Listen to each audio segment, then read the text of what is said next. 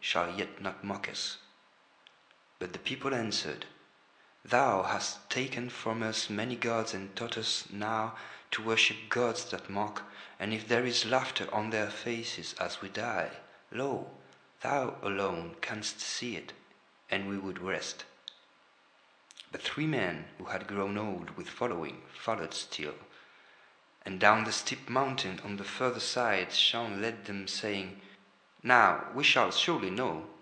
And the 3 old men answered, We shall know indeed, O last of all the prophets.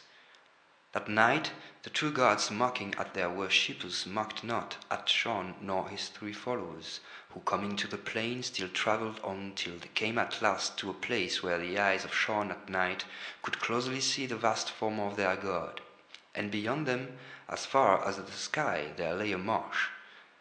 There they rested, building such shelters as they could, and said to one another, This is the end, for Shaun discerneth that there are no more gods, and before us lieth the marsh, and old age hath come upon us. And since they could not labour to build a temple, Shaun carved upon a rock all that he saw by starlight of the great god of the plain, so that if ever others forsook the gods of old, because they saw beyond them the greater 3, and should thence come to knowledge of the twain that mocked, and should yet persevere in wisdom till they saw by starlight him whom Shaun named the ultimate God, they should still find there upon the rock what one had written concerning the ends of search. For 3 years Shaun carved upon the rock, and rising one night from carving, saying, Now is my labour done, saw in the distance 4 greater gods beyond the ultimate God. Proudly in the distance beyond the marsh these gods were tramping together, taking no heed of the god upon the plain. Then said Shaun to his 3 followers, Alas, that we know not yet, for there be gods beyond the marsh. None would follow Shaun, for they said that old age must end all quests, and that they would rather wait there in the plain for death than that he should pursue them across the marsh. Then Shaun said farewell to his followers, saying, You have followed me well since ever we forsook the gods of old to worship greater gods. Farewell. It may be that your prayers at evening shall avail when you pray the god of the plain, but I must go onward, for there be gods beyond.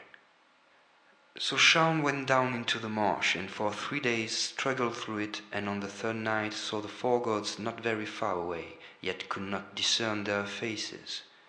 All the next day Shaun toiled on to see their faces by starlight, but ere the night came up, or 1 star shone, a set of sun, Shaun fell down before the feet of his 4 gods.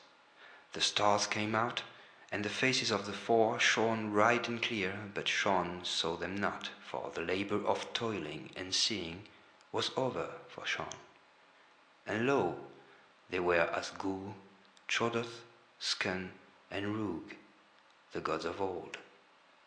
Then said the king, It is well that the sorrow of search cometh only to the wise, for the wise are very few.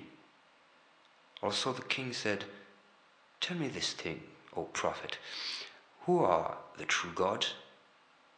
The master prophet answered, Let the king command.